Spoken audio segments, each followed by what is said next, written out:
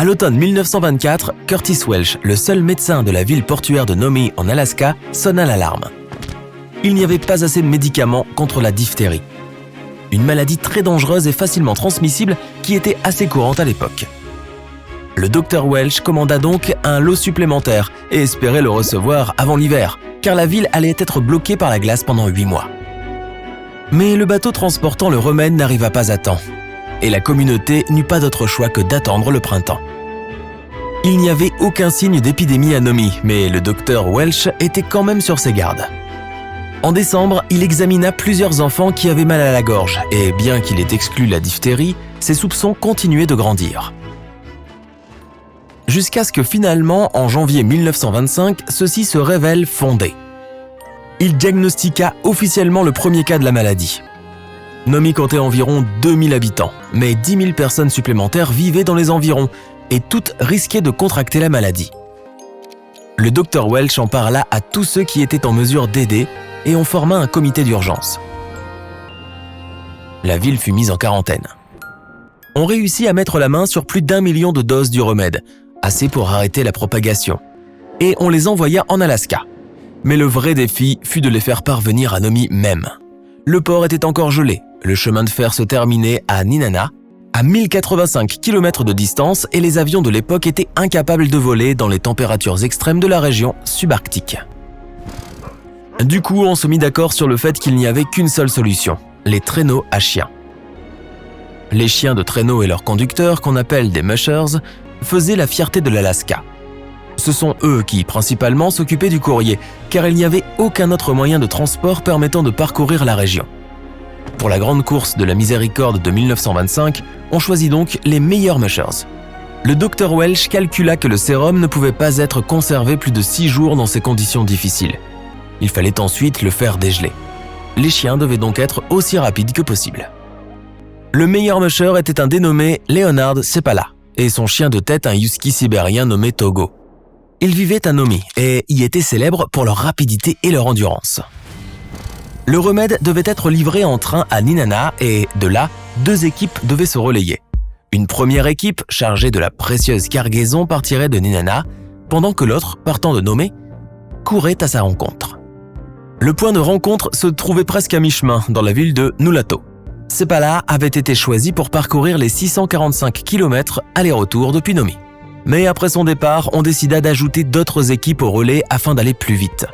On diviserait la course en étapes de 48 km à peu près.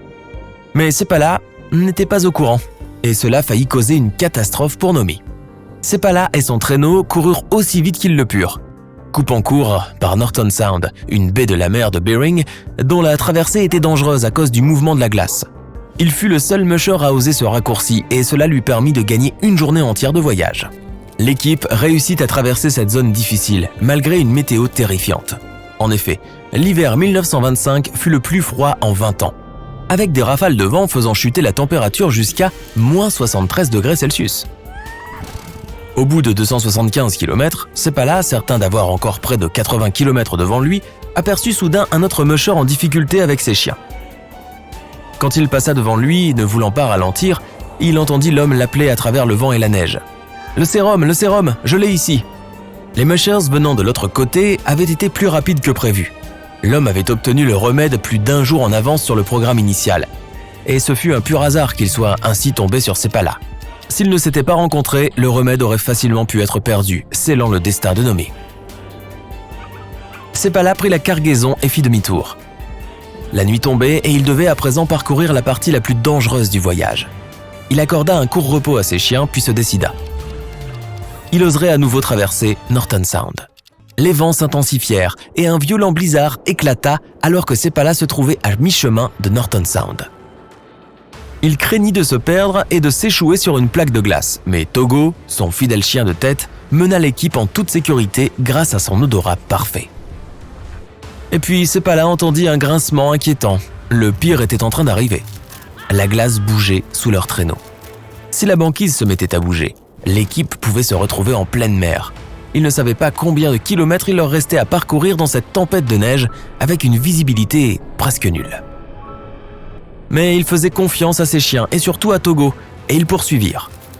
La banquise continuait de se briser et Sepala était tellement déterminé à s'en sortir vivant qu'il fut presque surpris lorsque le voile de neige se leva soudainement et qu'il vit le rivage. Ils y arrivèrent. Mais il restait encore beaucoup de chemin à parcourir. Ils atteignirent un relais routier de l'autre côté de Norton Sound et se reposèrent un peu. Puis, ils reprirent la course 4 petites heures plus tard. Togo, persévérant comme toujours, mena son équipe vers le mont Denali, une ascension de 13 km. Finalement, le traîneau arriva à la ville de Golovin, où il fut rejoint par un autre musher, à qui Sepala transféra sa cargaison. En tout, l'équipe avait parcouru plus de 420 km en 5 jours, battant largement tous les autres traîneaux. Toute la gloire aurait dû revenir à Togo pour ses efforts héroïques, mais il en fut autrement. La dernière étape d'un peu plus de 80 km fut parcourue par Gunnar Kaasen et son chien de tête Balto. Kaasen ne devait parcourir que la moitié de cette distance en fait, mais en arrivant trop tôt à son point de relais, il trouva le musher suivant endormi. Pour ne pas perdre de temps, il décida de continuer et de livrer les médicaments lui-même. Balto semblait d'accord, il était encore en pleine forme, malgré un long voyage dans le blizzard et le froid glacial. C'est ainsi que le 2 février, à 5h30 du matin, le remède arriva à Nome. Il fut prêt à être utilisé quelques heures plus tard. Les citoyens fous de joie accueillirent Kaasen et Balto avec des hurrahs. Peu de temps après, leur renommée s'étendit au-delà de la ville et même de l'Alaska, faisant du musher et de son chien des célébrités dans tout le pays. Chacun des participants à la course reçut un prix et les félicitations du président. Mais la renommée de Balto fut immense. Il reçut une clé symbolique en forme d'os de la ville de Los Angeles. On lui érigea une statue à New York et il joua même dans un film. Et 70 ans plus tard, un dessin animé basé sur ces événements fut produit par Disney. Togo fut lui aussi célébré, mais son rôle dans ce que l'on appela la grande course au sérum ne fut pas aussi largement reconnu. L'année suivante, Sepala et son chien de tête voyagèrent dans de nombreux États, attirant partout des foules enthousiastes. Finalement, ils décidèrent de s'installer dans la ville de Poland Spring, dans le Maine, où Sepala ouvrit un chenil de husky sibérien. Togo y vécut dans l'amour et le respect jusqu'à la fin de sa vie en 1929. 3 ans plus tard, Leonard Sepala vendit son chenil et retourna en Alaska pour participer aux Jeux Olympiques d'hiver en tant que conducteur de chien de traîneau. Son équipe remporta la médaille d'argent. De ces événements, il ne dit qu'une chose, il était heureux que tout se soit bien passé, mais regrettait que Togo n'ait pas été reconnu comme le véritable héros de la grande course au sérum. Il aurait sûrement été heureux de savoir qu'avec le temps, ce brave chien a finalement reçu les honneurs qu'il méritait, plus qu'aucun autre. Voilà, tu sais tout.